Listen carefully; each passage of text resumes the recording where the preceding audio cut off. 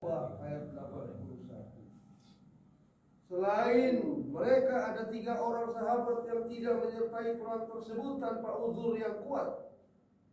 Mereka adalah Sayyidina Ka'ab bin Malik radhiyallahu anhu, Sayyidina Hilal bin Umayyah radhiyallahu anhu, dan Sayyidina Murarah bin Rabi radhiyallahu anhu.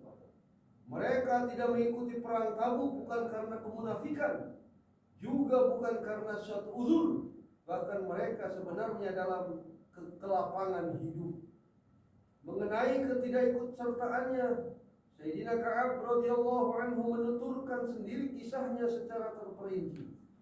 Kisahnya akan diceritakan dalam lembaran berikut ini. Adapun Sayyidina Murarah bin Rabi' radhiyallahu anhu, ketika itu kebun miliknya akan panen besar.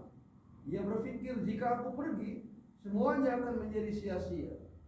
Aku selalu menyertai peperangan. Jika kali ini aku tidak menyertainya, aku pikir tidak mengapa.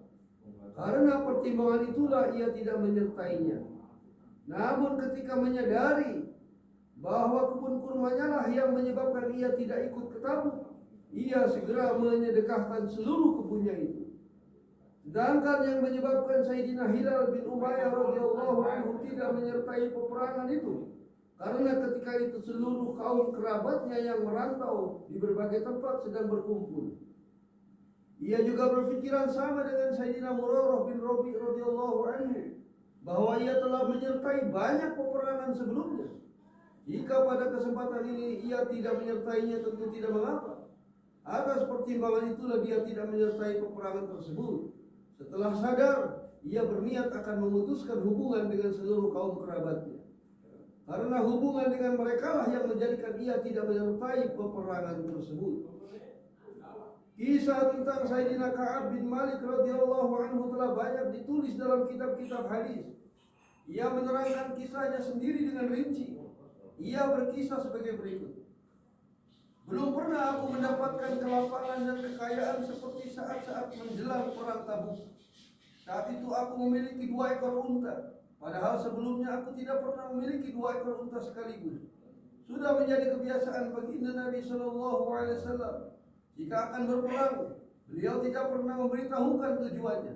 Bahkan beliau menanyakan keadaan daerah lain untuk merahasiakan tujuan yang sebenarnya sehingga tidak diketahui oleh musuh. Namun pada perang kali ini karena cuaca yang begitu panas dan jarak yang begitu jauh serta musuh yang jumlahnya begitu besar, maka baginda Rasulullah SAW mengumumkan secara terang-terangan tujuan pasukan kaum muslimin agar mereka bersiap-siap. Ketika itu banyak sekali kaum muslimin yang akan menyertai baginda Nabi SAW, sehingga sulit menuliskan semua nama mereka dalam daftar. Mereka yang ingin menyembunyikan diri untuk tidak ikut pun tidak mudah diketahui, karena banyaknya jumlah pasukan. Bertepatan pada masa itu kebun-kebun kurma di Madinah akan panen besar. Setiap pagi aku ingin mempersiapkan perlengkapan perang, namun sampai sore hari keinginanku itu belum terlaksana.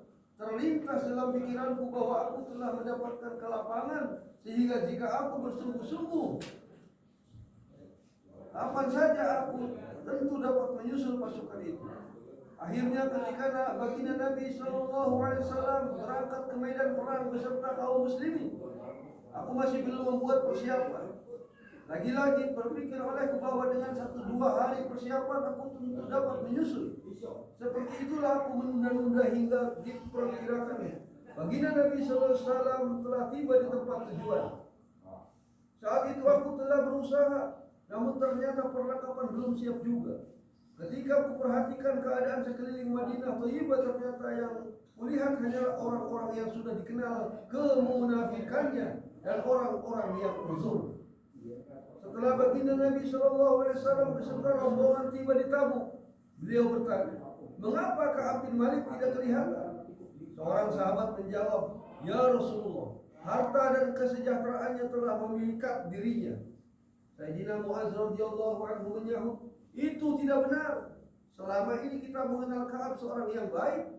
Namun baginda Nabi SAW diam saja tanpa mengucapkan sepatah kata pun.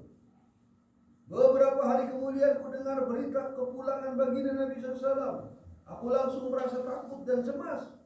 terlintas di dalam hati untuk memberi alasan bohong, semata-mata untuk menghindari kemarahan baginda Nabi SAW. Dapat saja aku berbohong, lalu di kemudian hari aku akan meminta kepada beliau untuk memohonkan ampunan kepada Allah Subhanahu wa taala.